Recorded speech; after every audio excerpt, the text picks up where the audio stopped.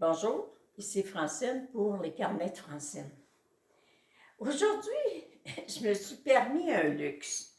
Je me suis permis de me faire plaisir. J'ai souvent aimé inventer des contes pour mes enfants, pour mes garçons, pour mes petites filles ou pour les enfants que je pouvais garder. Et j'ai décidé en me disant, pourquoi Francine, tu raconterais pas un conte de Noël à tous tes amis, à tous ceux que tu aimes? Et je vais vous parler de Adelaide, une jeune fille triste et en colère. Adelaide est triste parce qu'elle vient d'apprendre que Noël ne sera pas comme les Noëls passés. Que tous ses cousins, ses cousines, couchés plusieurs dans le même lit, puis tout ça ne sera pas comme ça cette année. Et elle se rend compte qu'il y a de la colère à l'intérieur d'elle, mais la colère qu'elle découvre, c'est de la colère accumulée. Parce que depuis des années, Adelaide, elle a une petite sœur qui est malade et qui est souvent hospitalisée.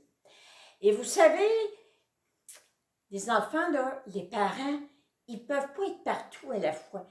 C'est quand il faut qu'ils aillent à l'hôpital pour aller voir votre petit frère ou votre petite sœur qui est malade, mais ils sont obligés de négliger du temps avec vous.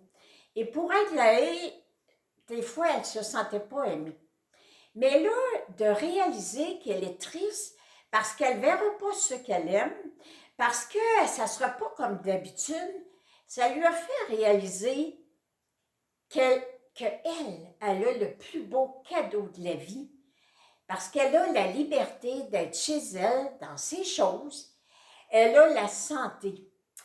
Alors que sa petite sœur est à l'hôpital, elle est confinée à l'hôpital, puis en plus, elle souffre, et tout ça, souvent avec le sourire, puis même elle encourage Adelaide à être heureuse. Jamais elle se permet de dire à Adelaide, t'es bien chanceuse, toi, d'être comme ça. Alors, Adelaide s'est rendu compte que le fait de ne pas pouvoir fêter Noël comme d'habitude lui a fait découvrir la richesse qu'elle vit à tous les jours. Elle a tout le temps ses parents avec elle, puis elle est chez elle et elle est libre. Et elle peut appeler ses amis quand elle veut, elle peut écrire à ses amis.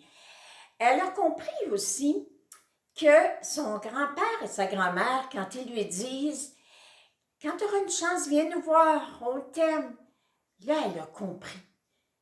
Elle a compris le vrai message que ses parents lui envoyaient. On t'aime, on s'ennuie, viens nous voir. Elle a compris la tristesse qu'ils ont parfois lorsqu'elle dit « Non, moi, ça ne me tente pas d'aller voir grand-papa et grand-maman, puis c'est plate chez grand-maman et grand-papa. » Alors, elle a compris aussi.